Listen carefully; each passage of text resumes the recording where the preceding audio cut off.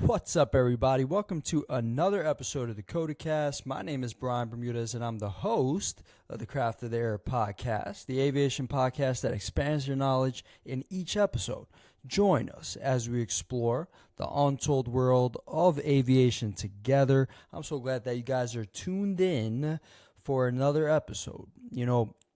This is the show where we get really real about some real aviation maintenance issues, and today we're gonna get into a controversial topic. I'm talking about automation and outsourcing in aviation maintenance, really a dual-edged sword that comes with its own dangers and ethical dilemmas. The future of aviation maintenance, automation, outsourcing, and safety, you have to ask the question, are we trading lives for profits? On one hand, we have automation, your driving force behind technological advancements, and it really promises to make aviation maintenance more efficient and error-free. It sounds like a win-win situation. But what happens when the machines start replacing the highly skilled human hands that have been maintaining our aircrafts for decades? Then we have outsourcing. It's a practice that allows airlines to cut costs and dramatically, really by sending maintenance tasks to third-party, providers. While this might look good on a financial report, we need to ask ourselves, are we compromising safety here? In this episode, we're diving deep into these really hard-hitting topics. We're armed with data, statistics, expert opinions. You guys got to buckle up and tune in. We're going to change that dial. First things first, today's episode of the CotAcasT is brought to you by Craft of the Air. You guys haven't heard this one for a while. Stuck on ideas, looking to facilitate advances in aviation maintenance. Consulting by Coda possesses unique resources to elevate your aviation projects and tasks to new heights. Get comprehensive advice, detailed reports, and cutting-edge data on innovative solutions that empower you to make confident decisions. Are you an A&P student? Need a refresher? Look no further than Cram by Coda. Consolidated reviews of aviation maintenance, consolidated tailored courses of your choice, led by a certified A&P subject matter expert. It ensures that you're fully prepared to excel in any aviation maintenance exam. With aviation maintenance training and consulting, Coda's a second you when you need it. Your personal aviation assistant for everything in the field of aviation maintenance. Visit www.craftoftheair.com. Again, that's www.craftoftheair.com today and learn everything Coda can do for you. Craft of the Air, our craft is of the air. So it's been a while since I've done that, actually. And it's been a while since I've done a solo episode. We've had a lot of guests on the CotAcasT of late, but there, it's really something that I feel as though is not spoken about a lot, and being that there's a very evident shortage in qualified maintenance personnel, it's worth noting that it's something that this practice of automation is maybe just coming in, but this outsourcing and these certain aspects that we're going to speak about concerning safety maybe have existed for quite some time, and possibly coming into light here with a growing shortage within the aviation field. Now, let's get right into it. Our first topic for today's episode is really automation in aviation maintenance. It's really a subject that it excites some and it really worries others. Automation, it really promises to revolutionize the way that we conduct maintenance by introducing robots, AI, machine learning into the mix. These technologies can perform tasks from simple bolt tightening to complex diagnostics, all for efficiency and precision. But let's dissect this a little bit more. There's advantages of this automation, no doubt. One of the biggest selling points of automation is really the efficiency. And machines can work around the clock without breaks. They're dramatically speeding up maintenance. And another big advantage of automation is the reduction of human error. Let's be really real. Humans make mistakes, and human error is always going to be a factor, whether it's a misplaced tool or overlooked detail. Automation is looking really, it aims to minimize, if not eliminate, these errors. According to a study by the FAA, human error contributes to roughly 60 to 80% of aviation accidents. Now, just imagine the safety leap that we could have if we could lower these numbers through automation. Now, with that being said, when you think of the disadvantages, one of the first things that comes to mind with automation is job loss. It's not all sunshine and rainbows. One grim reality of automation is job loss. Highly skilled engineers may be out of work as machines take over. I wrote mechanics in my own thing, so these engineers, they are bound to lose jobs. Highly skilled engineers. And when you speak about automation, it's worth pointing out that there's a potential for catastrophic failures. What happens if the machine fails or gets hacked? The consequences could be catastrophic, especially when you're dealing with delicate machinery such as an aircraft. Data from the Bureau of Labor and Statistics show that employment in the aviation maintenance sector, it's really, really in need right now. And it's bound to have an effect. There's an interesting quote by Elon Musk, and he was once quoted by saying, "You can't have a person driving a 2-ton death machine," end quote. And while Mr. Musk was referring to cars, excuse me, the essence of the quote, it rings true for aviation. Automation aims to really remove that human factor. But at what cost? As we navigate through this, let's switch our focus to another, really contentious issue. Outsourcing. Yeah, the allure of cost savings and streamlined operations. More and more airlines are sending maintenance tasks overseas or to third-party providers. But is this practice putting passengers at risk? It's a big question. A lot of people don't want to speak about it, but it's worth asking. Now, when we look into this, is it putting more passengers, at risk? We look at it, first and foremost, outsourcing maintenance work. It's cost effective. Let's talk money. Outsourcing is even cheaper, sometimes substantially so, than just having, your own maintenance. It's tempting for airlines, especially smaller ones that operate on thin margins. Focus on core operations, outsourcing. It also allows for airlines to concentrate on core business activities, such as customer service, route expansion, rather than being bogged down by maintenance concerns. According to International Air Transportation Association, airlines worldwide spend approximately $75 billion on maintenance. That was just right before the pandemic. This study was made, and this study suggested that outsourcing can save, get this, 30% on those costs. That's a huge chunk of change.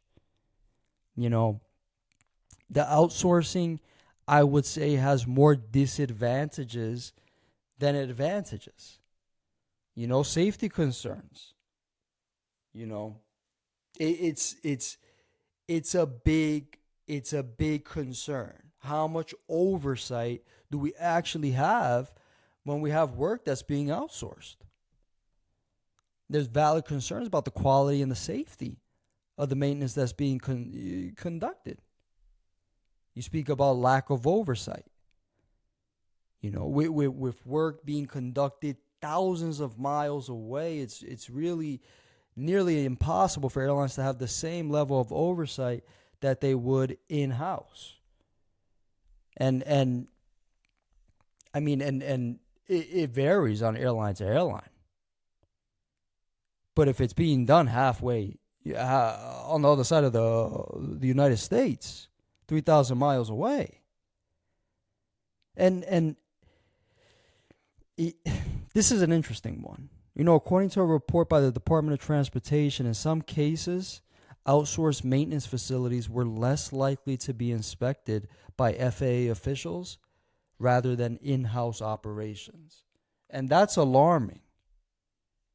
Warren Buffett was once quoted by saying, "Price is what you pay, value is what you get." And Mr. Buffett's words, they echo the essence of outsourcing work. It's outsourcing dilemma, really. Are airlines focusing too much on the price and ignoring the value of quality and safety? Now we move on to speaking about safety versus profit debate. It's a big one. We've tackled automation, we've dissected outsourcing. There's the debate at the heart of both of these issues is really safety versus profit. Let's get really real. We're speaking about safety versus profit. It's a clash of the titans. And it's really been around as long as commercial aviation itself. In a world where, bottom lines are often, very, very important decisions, I'd say. Are we compromising the safety of passengers and crew for the sake of dollars and cents? The profit motive. Look, airlines and businesses, cost-cutting measures. The primary goal is to make a profit. And that often means finding ways to cut costs. And unfortunately, sometimes that means in maintenance. Fiscal pressures is another thing that is a profit motive. Especially in times of economic downturn or increased competition. The pressure to save money can really intensify and potentially leading to compromised safety practices. I would say, in a survey conducted by Aviation Safety Network, financial pressures were cited as a risk factor in 15% of aviation accidents over the decade. 15% of aviation accidents over a decade. And that's not a statistic to take lightly at all.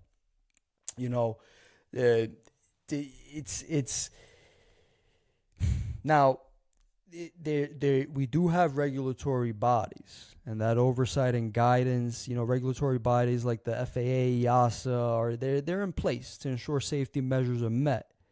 But how effective are they when, profit motives are strong?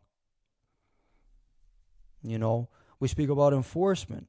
Regulatory fines for safety lapses, they're often dwarfed. I'm sorry, I can't with my accent. By the amount of money airlines save through cost-cutting measures.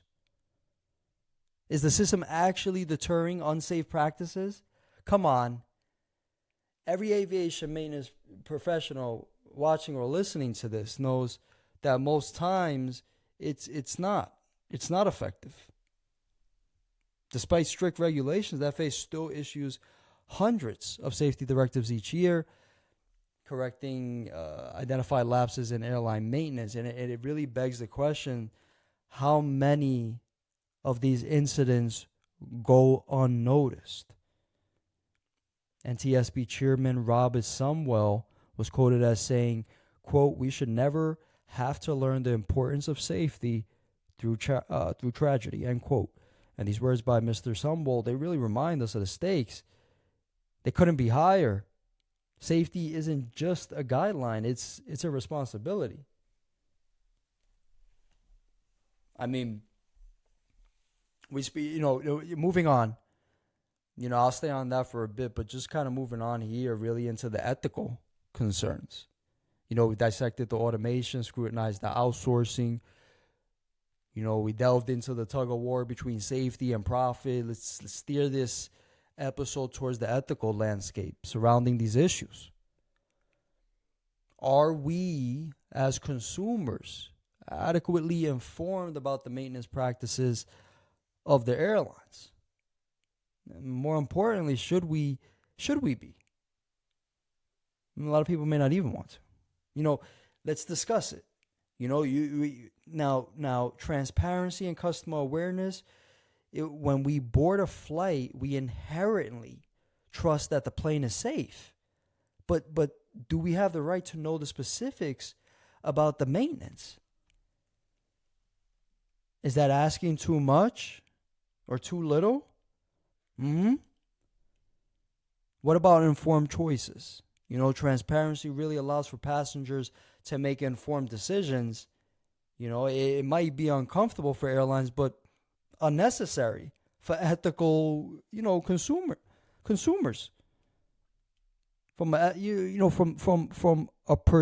passenger, removing myself from aviation from aviation maintenance and putting myself in a passenger's perspective with very little knowledge into the field, I think I would want a little bit more insight, a little bit more information about that aircraft that I'm getting on.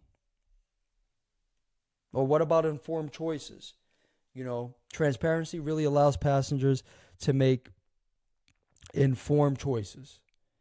A recent poll indicates that 70% of passengers would be willing, 70% of passengers would be willing to pay a premium for airlines that offer greater transparency about their maintenance practices. People clearly care, but are we giving them the necessary information? I don't think so. We speak about trust and integrity. The airlines are not just businesses. They have ethical responsibility to protect lives. It comes with the obligation to be transparent and honest about their practices. Accountability. If an airline outsources its maintenance or automates certain tasks, it remains accountable for the aircraft safety. There's no outsourcing of responsibility. Unfortunately, there's numerous cases where a lack of transparency has resulted in lawsuits and irreversible damage. For instance, after major accidents, airlines they face penalties running into the hundreds of millions of dollars for lapses in maintenance or lack of transparency. Really, ethical. The ethical dimension, it adds another layer of complexity to the issues we've already discussed. From transparency really to accountability, the moral aspects of aviation maintenance, they cannot be taken lightly. As we push forward to an era of really increasingly advanced technology, global business practices, we can't forget that the ethics should guide us through the challenges. Do the challenging but important debates. Now look, as we approach the final segment of today's highly charged episode, let's take a moment to really look ahead. What does the future hold for aviation maintenance? Will we strike a balance between technological advancements and human expertise? Between cost saving and safety? It's time to forecast what may be on the horizon. We speak about predictive maintenance, and really the next frontier could be predictive maintenance. Using machine learning algorithms to anticipate issues before they become problems. I think about augmented reality. Imagine if a mechanic were wearing artificial AR, artificial reality goggles that display real-time data and tutorials as they work. That is something that has the potential to be a game changer. You know, Data and statistics. Look, according to McKinsey, a company of predictive maintenance technology or technologies, they could reduce airline maintenance costs by up to 13%. And, when you look at the grand scheme of things, that is a lot of money to be saved. There's, of course, regulatory hurdles, or challenges moving forward. Global standardization as aviation really becomes more of more international. We might see more global regulations that have, standardized maintenance practices worldwide. And that's definitely something that can help overcome certain regulatory challenges. Strict oversight. With new technologies, they come new responsibilities, right? We can expect tighter regulations, especially surrounding automation and outsourcing. When you look at a 2021 International Air Transportation Association survey, it showed that 80% of airline executives anticipated stricter regulatory framework in the next decade. Now look, as we and I end this with this quote by Alan Turing. He was quoted by saying, quote, "We can only see a short distance ahead, but we can see plenty there that needs to be done," end quote. And Turing's words, they encapsulate the uncertainties and the responsibilities that lie ahead in aviation maintenance. Look, we've covered a lot today. From diving into the complexities of automation to really wrestling with the, contentious issue of outsourcing, from examining the safety versus profit dilemma to probing into the ethical considerations and speculating about the future. The aviation maintenance isn't just about behind the scenes operation.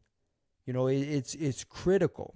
It's multifaceted discipline that it impacts us all. Every time we step into a plane, But this is a controversy that we should continue to take elsewhere. We have to take elsewhere. I am urging you guys, listeners, viewers, stay involved. Engage with your airlines. Ask questions. Read up on regulations. And most importantly, really keep the dialogue alive. Share this episode on social media platforms. We're going to create the hashtag CotAcasT Safety Debate. All right? You got to share your thoughts and opinions. The more we talk about the issue, the more accountable we hold those in charge, and the safer our skies will be. That about wraps it up for this week's episode of the CotAcasT. Guys, if you have not done so already, check out the Craft of the Air website at www.craftoftheair.com. Again, that's www.craftoftheair.com, and get your free initial consultation today. Craft of the Air, our craft is of the air. Comments or suggestions about this or future episodes, let's get in touch. Visit that Craft of the Air website at www.craftoftheair.com. Go to contact and drop CotAcasT in the subject line. Thank you again for listening to today's episode of the CotAcasT. Be sure to follow and subscribe to the Craft of the Air Instagram, Twitter, YouTube. We are on Spotify and Apple. Thanks again, guys. Be safe, and we'll be seeing you soon.